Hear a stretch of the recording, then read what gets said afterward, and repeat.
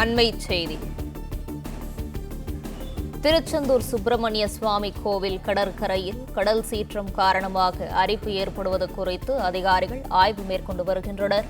இது குறித்தான விவரங்களோடு இணைந்திருக்கிறார் செய்தியாளர் ஆனந்தன்.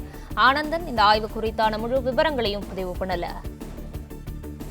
வணக்கம்.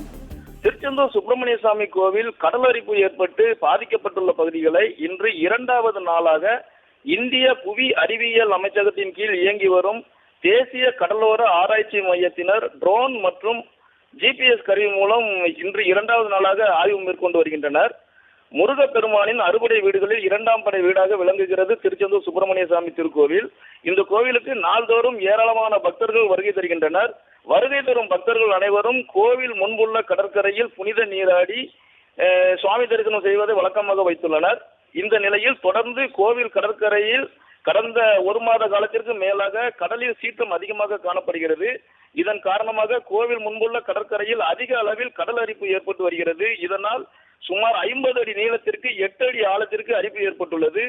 இதனால் பக்தர்கள் கடலில் புனித நீராட முடியாத நிலை ஏற்பட்டது. மேலும் அந்த பகுதி பாறைகள் அதிகமாக இருப்பதால் பக்தர்களின் பாதுகாப்பு கருதி கோவில் நிர்வாகத்தினர் கடலுக்குள் செல்லக்கூடிய நுழைவு வாயில் பகுதியை தடுப்பு வேலிகள் வைத்து அடைத்துள்ளனர். இந்த கடலரிப்பு உடனடியாக தடுக்க நடவடிக்கை எடுக்க வேண்டும் என்று பக்தர்கள் கோரிக்கை விடுத்து வந்தனர். இதனை அடுத்து கடந்த சில தினங்களுக்கு முன்பு தூத்துக்குடி பாராளுமன்ற உறுப்பினர் கனிமொழி MP மற்றும் அமைச்சர்கள் சேகர் பாபு, அனிதா ராதாகிருஷ்ணன் உட்பட மீன்வளத்துறை அதிகாரிகள் கடற்கரையில் நேரில் ஆய்வு மேற்கொண்டனர்.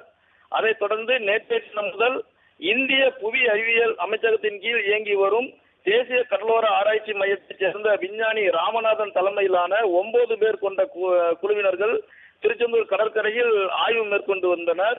தொடர்ந்து இன்று இரண்டாவது நாளாக இந்த குழுவினர்கள் அமளி நகர் கடற்கரை பகுதியிலிருந்து கோவில் கடற்கரை பகுதி வரை ட்ரோன் கேமரா மற்றும் GPS கருவிகள் மூலம் கடல் அரிப்பிற்கான காரணம் என்னவென்று தற்போது ஆய்வு மேற்கொண்டு வருகின்றனர்.